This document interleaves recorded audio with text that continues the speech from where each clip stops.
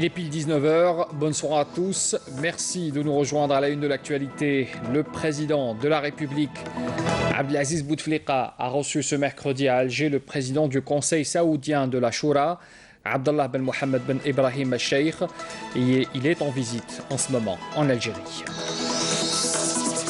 Au troisième jour de sa visite à la 3e région militaire, le général de corps d'armée Ahmed Gaïd Salah a poursuivi l'inspection d'unités relevant des secteurs opérationnels sud de Tindouf et centre de Bourj Aqid Lotfi. Le groupe Sonatrach signe ce mercredi avec British Petroleum et Statoil un avenant au contrat gazier d'In Amenas pour un montant de 500 millions de dollars afin d'accroître les réserves du périmètre d'In Amenas. Et puis on parlera aussi de cette livraison aujourd'hui de 607 véhicules multifonctions de la marque Mercedes-Benz auprès de la SPA Safaf MB de Tiaret au profit de plusieurs départements de la défense nationale et des entreprises publiques et privées.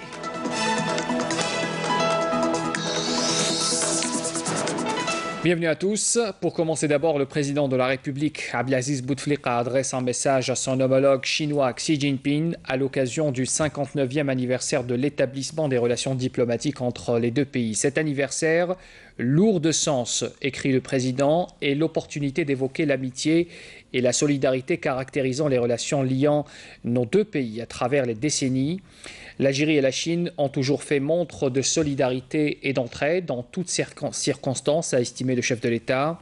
Le président a également salué dans son message le développement qualitatif des relations de coopération bilatérale depuis l'établissement du partenariat stratégique global, estimant que les différents projets économiques déjà réalisés ou en cours, les louables initiatives des sociétés chinoises pour la relance de l'investissement en Algérie et le volume croissant des échanges commerciaux témoignent de la vitalité de notre coopération bilatérale. Abdelaziz Bouteflika s'est dit optimiste quant aux opportunités offertes à nos deux pays pour œuvrer ensemble au renforcement des relations bilatérales, notamment dans les domaines industriels, technologiques, agricoles ou encore touristiques. Le président a enfin tenu à exprimer sa satisfaction des échanges culturels, devenus aujourd'hui parmi les principaux volets de la coopération bilatérale. Il a remercié aussi son homologue chinois des dons offerts par la Chine pour la réalisation des projets culturels en Algérie. Il est l'heure de l'appel à la prière pour Salat el-Isha pour Alger et ses environs. On se retrouve tout de suite après.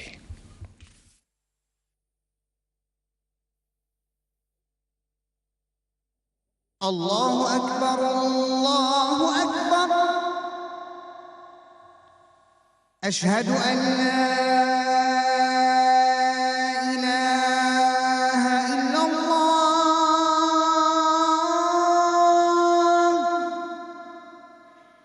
أشهد أن لا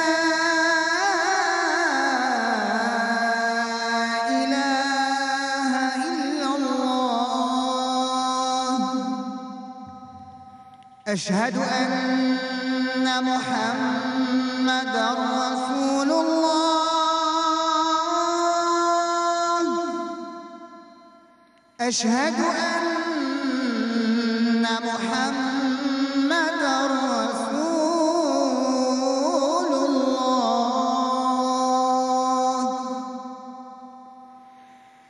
حي على الصلاة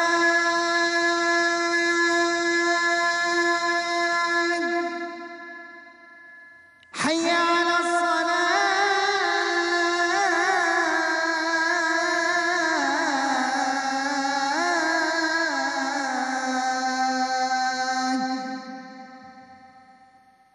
حي على الفلاح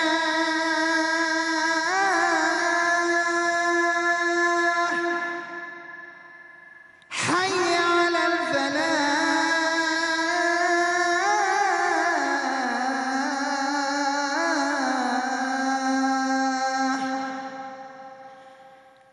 الله أكبر الله أكبر لا إله إلا الله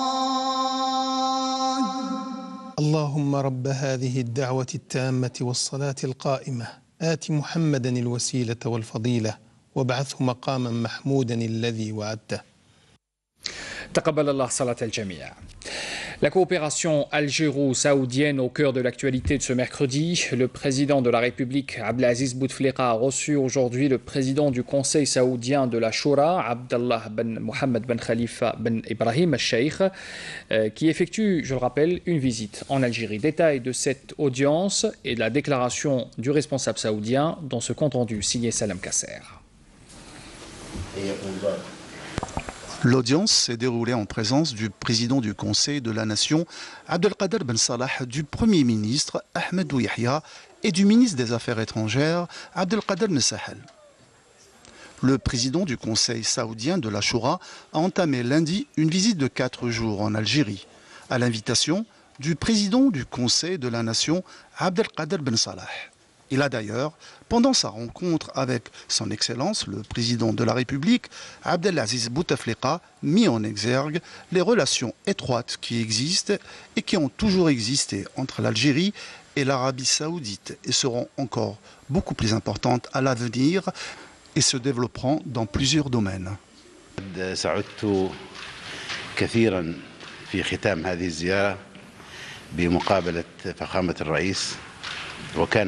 J'ai été très heureux à la fin de cette visite, notamment en rencontrant son Excellence le Président de la République, et ça a été la plus belle des rencontres.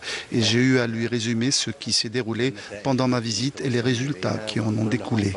Et je tiens à lui transmettre les meilleures salutations du serviteur des 2 lieux saints de l'islam, que Dieu le préserve. J'ai informé le Président de la République sur les relations de coopération qui existent, qui ont toujours existé auparavant et que nous allons développer et faire fructifier à l'avenir à travers les entretiens et l'aimable invitation du président du Sénat algérien, sans oublier bien sûr les autres rencontres que j'ai eu l'honneur d'avoir avec d'autres responsables du gouvernement. J'ai été chargé par le président de la République, que Dieu le protège, à transmettre les meilleures salutations aux serviteurs des 2 lieux saints de l'islam et le prince héritier, et au royaume en particulier. Nous avons abordé avec le président la situation qui prévaut en Arabie saoudite, qui est, Dieu merci, dans une très bonne situation. Et bien sûr, les crises qui secouent les pays limitrophes.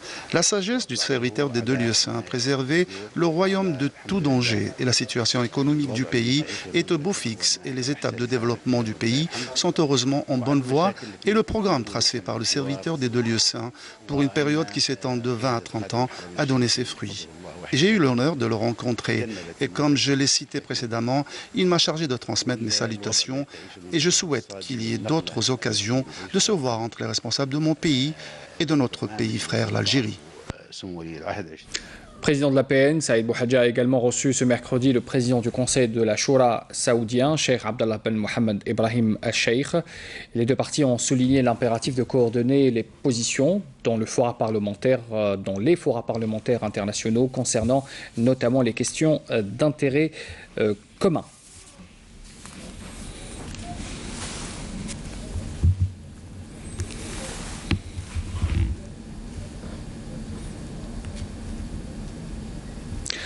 Le président du Conseil constitutionnel, Mourad Medelsi, et le président du Conseil saoudien de la Shura, Abdallah ben Mohammed ben Ibrahim al-Sheikh, ont appelé à renforcer les relations privilégiées entre l'Algérie et le Royaume d'Arabie saoudite. C'était lors d'une audience accordée par Mourad Medelsi au président du Conseil saoudien de la Shura. Les 2 parties ont passé en revue les relations privilégiées entre l'Algérie et l'Arabie saoudite et appelé à les renforcer dans tous les domaines. On continue de parler de coopération avec cette visite du ministre congolais des Affaires étrangères et de la coopération et des Congolais à l'étranger, Jean-Claude Kagosso. Il visite donc Alger aujourd'hui. Il a été reçu par son homologue algérien Abdelkader Ben Sahel. Le diplomate congolais, en qualité d'envoyé spécial du président de la République du Congo, Denis Sassou Nguesso, est porteur d'un message au président de la République, Abdelaziz Bouteflika. Il a déclaré à son arrivée que l'Algérie et la République du Congo travaillent ardemment à redonner force et vigueur aux relations bilatérales et redynamiser l'axe Alger-Brazzaville. Écoutez sa déclaration. Nous avons entrepris de redynamiser l'axe Alger-Brazzaville. Depuis quelques mois, le ministre des Affaires étrangères, mon frère Messaël, nous travaillons ardemment à redonner force et vigueur à la relation entre Alger et Brazzaville. Et ce ne sont pas que des paroles. Nous avons travaillé à organiser, il y a quelques mois, une visite d'État du président Denis Sassou Nguesso ici en Algérie. Il a rendu visite à son frère et ami, son Excellence Abdelaziz Bouteflika. Nos deux pays ont du potentiel humain, potentiel naturel. L'Algérie et le Congo sont des pays producteurs de pétrole. Le Congo est un pays de forêt. L'Algérie est un pays qui a de la technologie. Donc, toutes les conditions sont réunies pour que cet axe se porte bien. Et ce jour, je suis porteur d'un message de son Excellence Denis Sassou Nguesso à son frère et ami Abdelaziz Bouteflika. L'actualité aussi marquée par ce troisième jour de visite à la 3e région militaire du général de corps d'armée Ahmed Gaïd Salah, vice-ministre de la Défense nationale, chef d'état-major de l'ANP, accompagné du commandant de la 3e région militaire, le général-major Saïd Chengriha. Le général-major, le général de corps d'armée, a poursuivi cette inspection d'unités relevant des secteurs opérationnels sud de Tindouf et centre de Bourj Aqid Lotfi. On fait le point avec Halimi Aïcha.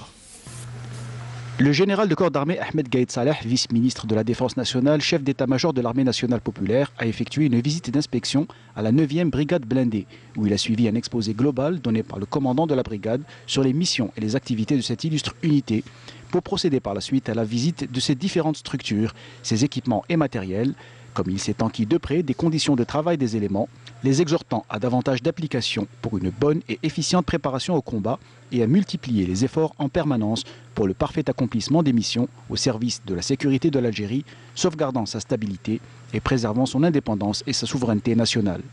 Le général de corps d'armée a visité par la suite les unités du secteur opérationnel centre Bourj Aqid Lotfi, où il a tenu par la suite une réunion avec les cadres et les éléments des unités du secteur, lors de laquelle il a donné une allocution d'orientation suivie via visioconférence par l'ensemble des éléments de la région, où il a mis l'accent sur l'importance de cette rencontre qui s'inscrit dans le cadre du contact permanent sur le terrain avec les éléments en leur lieu de travail.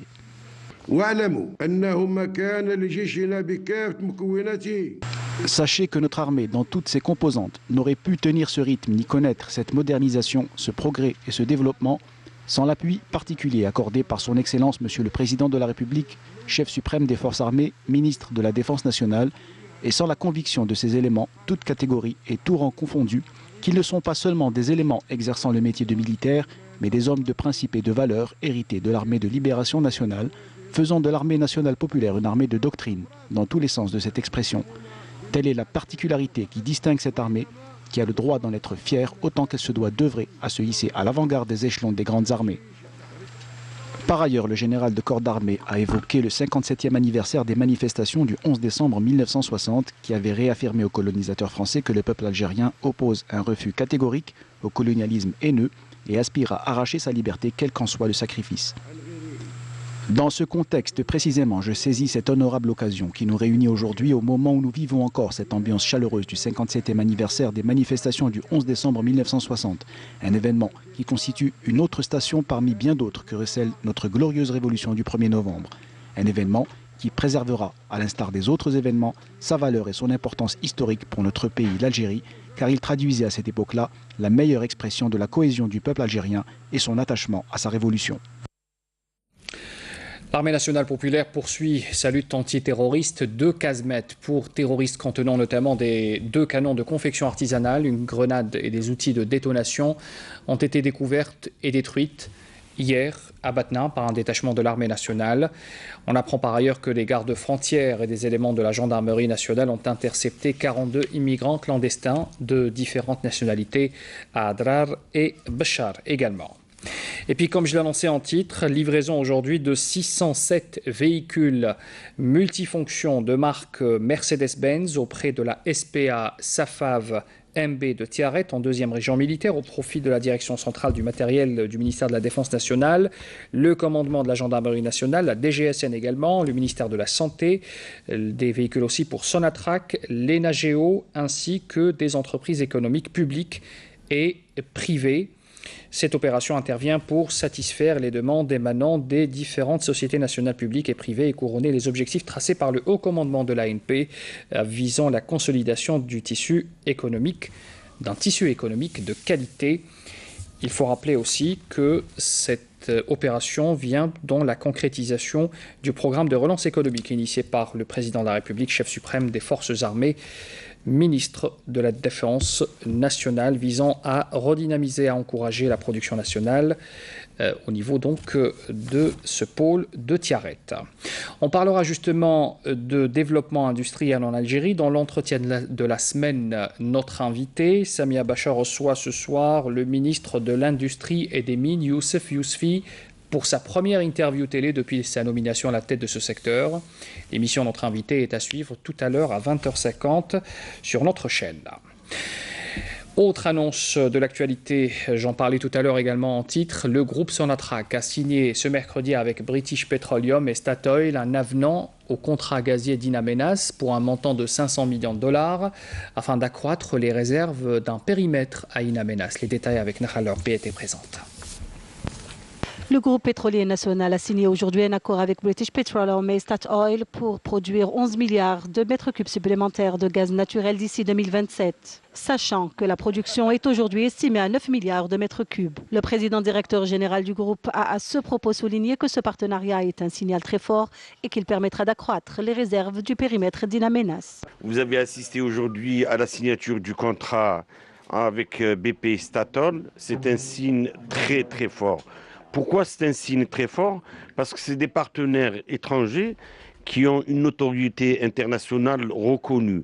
Donc quand vous voyez des entreprises de cette envergure venir en Algérie et signer avec Sonatrach, c'est que le pays est fréquentable, le pays est sérieux, le pays est intéressant, le pays attire des investissements. Donc si vous vous rappelez, les 4 dernières ou 5 dernières semaines, on a eu quelques événements d'importance.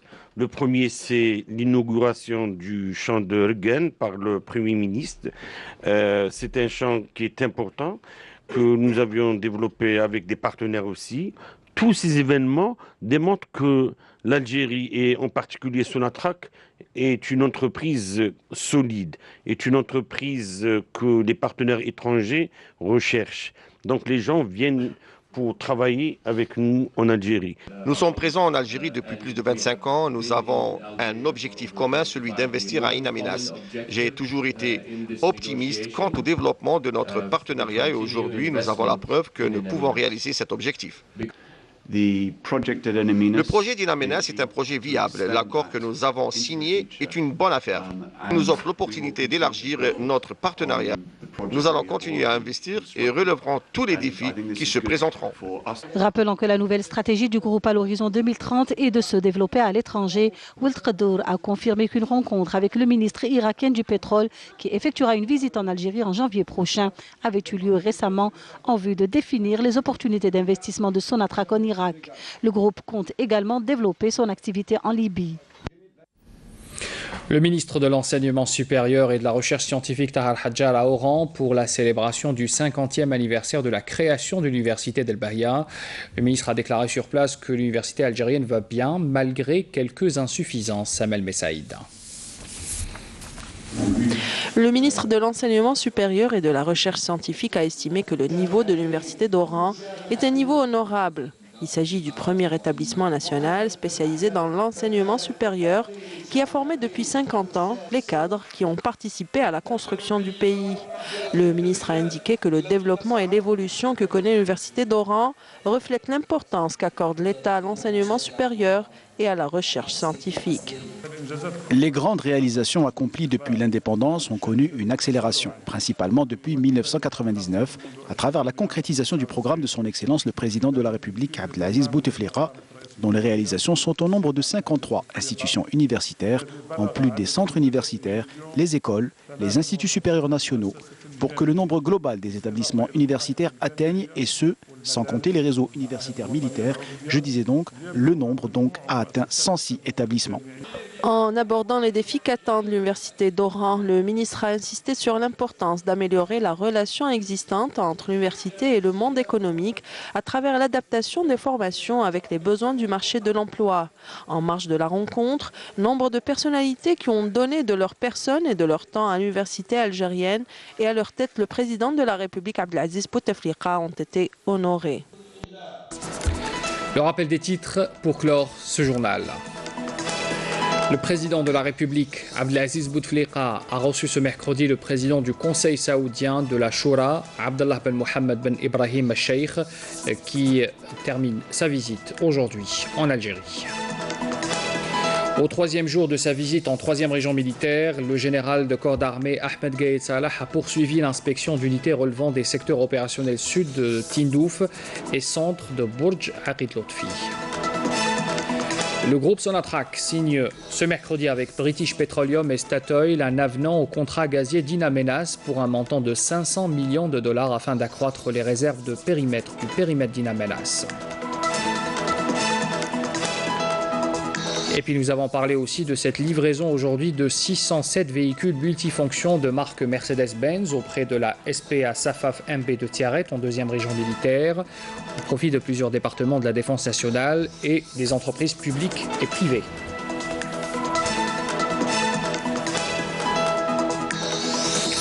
Fin de ce journal, merci de l'avoir suivi, très bonne soirée à tous.